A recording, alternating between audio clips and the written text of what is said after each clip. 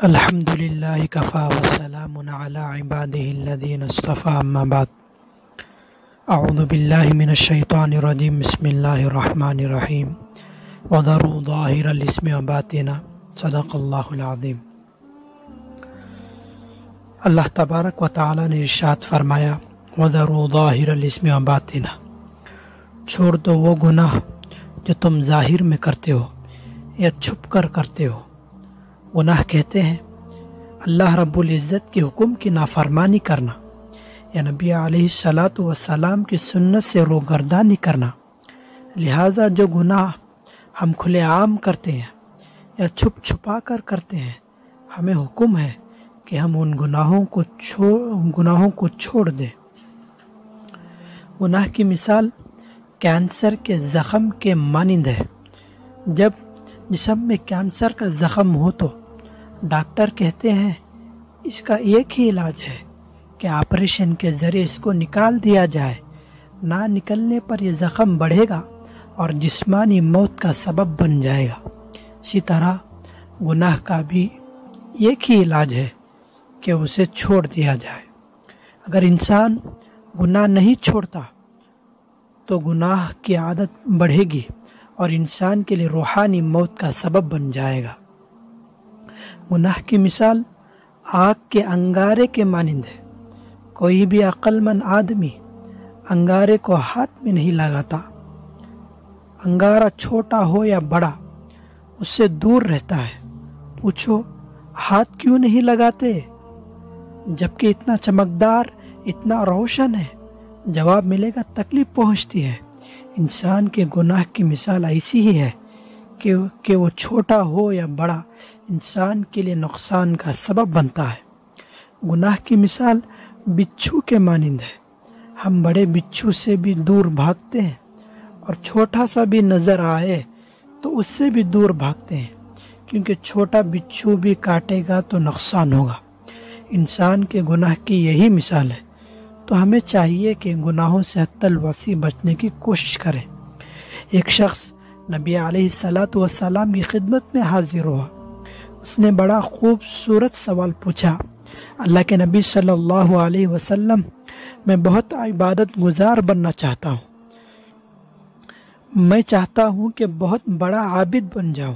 اس کے جواب میں اللہ رب العزت کے پیارے حبیب صلی اللہ علیہ وسلم نے فرمایا، اتق المحارم تکن اعبد الناس، کہ تم گناہوں سے اپنے آپ کو بچا لو، تم سب سے زیادہ عبادت گزار بن جاؤ گے۔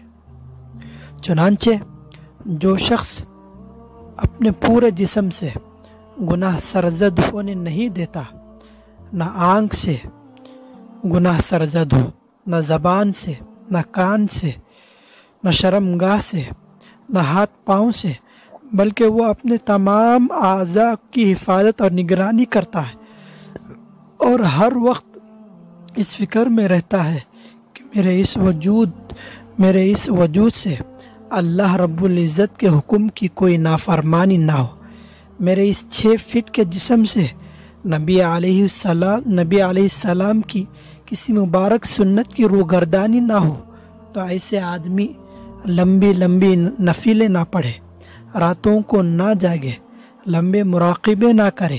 اس کے باوجود یہ شخص ولایت کی روح کو بہت جلدی حاصل کر لے گا، کیونکہ گناہوں سے بچتا ہے۔ ہمیں ہر وقت نفس پر نظر رکھنا چاہیے، کیونکہ نفس ایسا خبیث ہے کہ وہ گناہوں کو انسان کے سامنے مزین کر دیتا ہے۔ اس کو اپنے گناہوں کا پتہ بھی نہیں چلتا، جبکہ وہ دوسرے کی آنکھ کا بال بھی بڑا نظر آتا ہے۔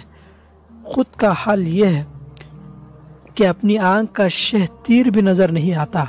یہ نفس ایسا خبیث ہے کہ کسی کے متعلق عیب و برائی کا صرف شک پڑ جائے تو انسان اس سے نفرت کرنے لگتا ہے، جبکہ اپنے عیوب و برائی کا یقین ہوتا ہے پھر بھی اپنے آپ سے محبت کرتا ہے۔ تو یہ نفس پرانا پاپی ہے، بڑے ہیلے بہانے جانتا ہے۔ ہوس چھپ چھپ کے سینے میں بنا لیتی ہے تصویریں۔ اسی طرح شیطان انسان کا ایسا بدبخت دشمن ہے جو 24 گھنٹے پیچھے لگا ہوا ہے۔ انسان کو برباد کرنے میں۔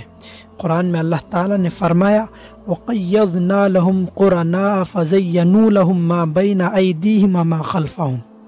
تو شیطان انسان کے سامنے برے اعمال کو مزین کر کے پیش کرتا ہے، لہذا انسان گناہ کرتا ہے جبکہ وہ اس کو گناہ نہیں سمجھتا، اگر سمجھتا بھی ہے تو ہلکا سمجھتا ہے اور اپنے من میں کہتا ہے بس ایک دفعہ کر لوں گا اور آخری دفعہ کر لیتا ہوں، حالانکہ ایک دفعہ اور آخری دفعہ میں شیطان کتنے لوگوں کو گناہ کا مرتکب بنا دیتا ہے۔ ایک طرف ہم مراقبے بھی کرتے ہیں، تہجد کی پابندی کرنے کی کوشش کرتے ہیں، تکبیر اولیٰ کے لیے بھی دوڑ رہے ہیں، دوسری طرف ہماری نگاہیں بھی پاک نہیں، زبان محفوظ نہیں، بلکہ ایسے دل خراش الفاظ نکالتے ہیں کہ لوگوں کو سامنے والے کو ایذا پہنچتی ہے، تو یہ ہماری بے احتیاطی ہمارے راستے کی رکاوٹیں ہیں۔ آپ یوں سمجھیے اللہ رب العزت کی طرف جا رہے ہیں، مگر یہ گناہ رسی ہے جو ہمیں پیچھے کھینچتی ہے، یہ رسی ہمیں پیچھے کھینچتی ہے، بڑھنے نہیں دیتی، جانے نہیں دیتی۔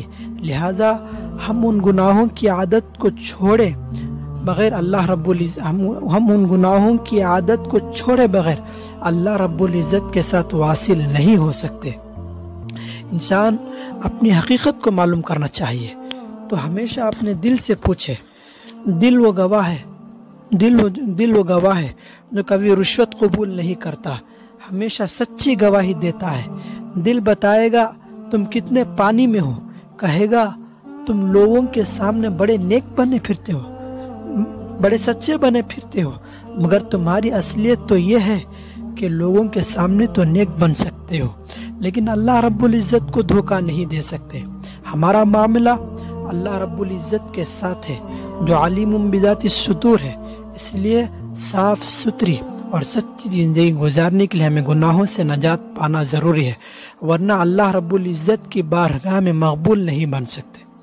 اللہ تعالیٰ سے دعا کریں، اللہ تعالیٰ ہمیں گناہوں سے بچائے اور نیک بننے کی توفیق عطا فرمائے، اور اپنے دل کو صاف رکھ کر اللہ تعالیٰ کے سامنے گڑ گڑائے اور دل کو اللہ تعالیٰ کے پاس لگائے، اور نفس کی خواہشات کو دبا کر، شیطان کی خواہشات کو دبا کر، شیطان کو ذلیل کر کے زندگی گزارنے کی توفیق عطا فرمائے۔